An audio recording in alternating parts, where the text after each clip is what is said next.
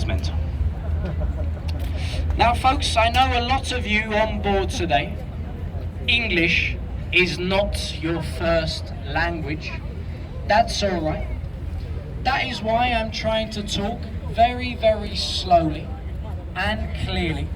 So hopefully most of you will be able to follow what I'm saying. I guess the window cleaners are out because everyone's pointing up there, yeah. The two nutters up the top there. This is number 1, Blackfriars.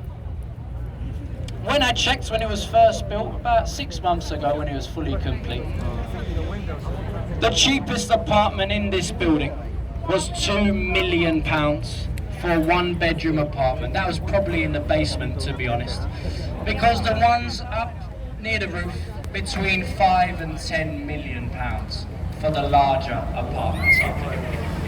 Yeah, a bit mental, to be honest.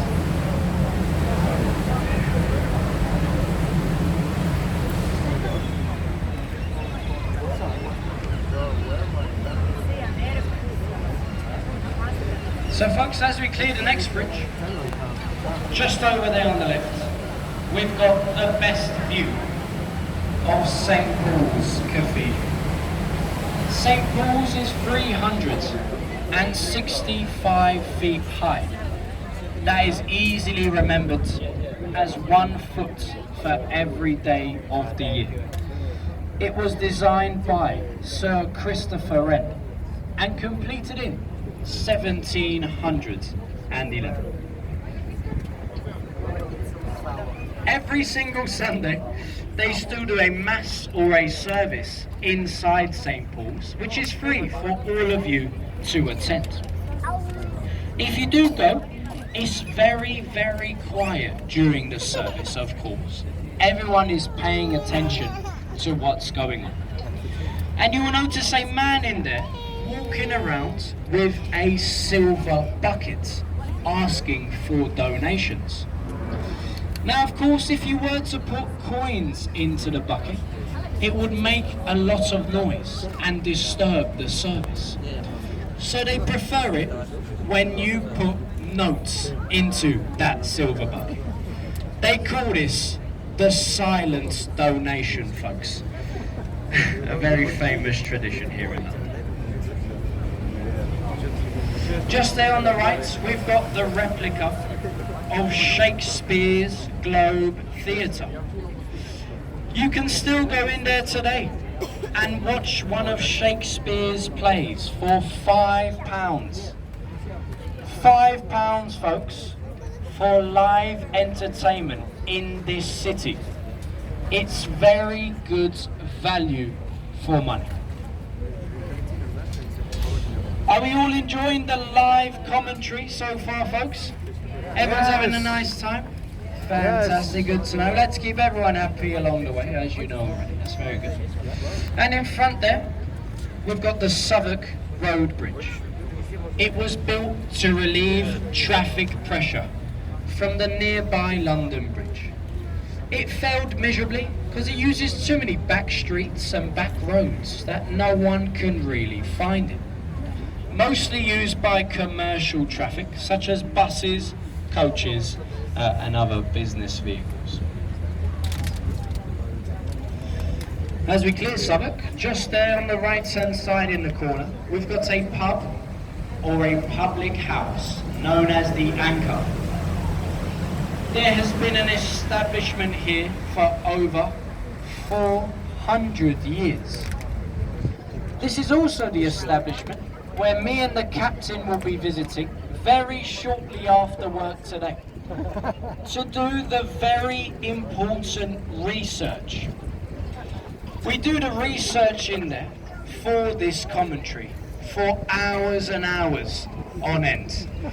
It's very thirsty work, I must say. We do this research especially for you folks, so you're all welcome. Now I do really hope we have some Pirates of the Caribbean fans on board today. Does anyone like those films? Yeah, a few of you at the back, okay. Get your cameras ready then, because we have a ship coming up just over there on the right hand side now. that has nothing to do with the films. It is the Golden Hind, a replica of the one Sir Francis Drake used to circumnavigate the globe. It's known for being a bit of a pirate ship. He had permission from the Queen, I should say, to any time he wanted to plunder and rob any other French and Spanish ships while he was out there. All he had to do was take down our flag and put up a pirate one. She was fine with that. And he could steal from all these ships. He brought so much gold and silver back, it brought this country for the first and final time completely out of debt. It's a lot of gold. Now folks, it will disappear very, very quickly between the two grey buildings on the left-hand side, the tallest freestanding column in the world at 202 feet high. 311 steps all the way to the top, built by Sir Christopher Wren to commemorate the Great Fire of London, simply known as the monument with the golden crown, like I said. Now folks, I do often get asked many questions about this large blue glass building just here on the left hand side. And to be honest with you all, I don't really know what it is. However, I have recently been told it is the headquarters for the Window Cleaning Association, but I don't know how much truth is in that one. If you can clean that building, you can definitely have a go at cleaning the shard or the shard of glass on the road. It's 1,000 feet tall, goes up 95 stories. Inside you will find hotels, offices, restaurants and apartments. The most expensive of which will set you back at least £30 million. So start saving now for sure. Do look carefully folks, it's a bit difficult to see because it is camouflaged. We've got the HMS Belfast just here, built in the same shipyard as the ill-fated Titanic. Served plenty of action during the Second World War and the Korean conflict. It's got over 9 floors. Takes 2 to 3 hours to visit the entire ship.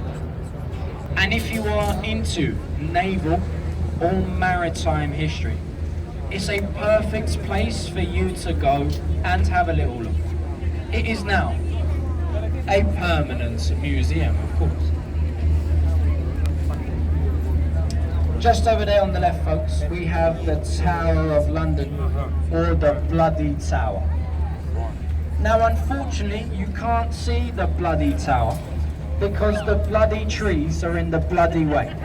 But what you definitely can see, along the River Wall there, entry to the Traitor's Gate, written in white writing. There used to be a tunnel underneath there. You can see it's been blocked off now. If you are found guilty of treason, you'd be taken through the tower into the centre, where they would remove your head with an axe, pretty much. No nice way to say that. This was, of course, the first one-way street in London. It's been many things over the years: a mint, a monastery, an observatory, and even the start of London Zoo. It now, of course, most famously holds the crown jewels for the Queen. Now, in a few moments' time, folks, we're going to be turning the vessel around to the left. So on the right-hand side, you're going to get a very good photo opportunity of Tower Bridge, okay? So don't worry about taking too many pictures now. Once we turn, you're going to get a very nice opportunity in a few moments. We'll be sure to hold the boat in the middle so you can get some time to get a picture, okay? The trick is to get a lovely double-decker bus somewhere in the middle. Makes for a wonderful postcard, I must say. Or a helicopter, even better. Look at that. There you go, folks. What a good and unique picture this is going to be.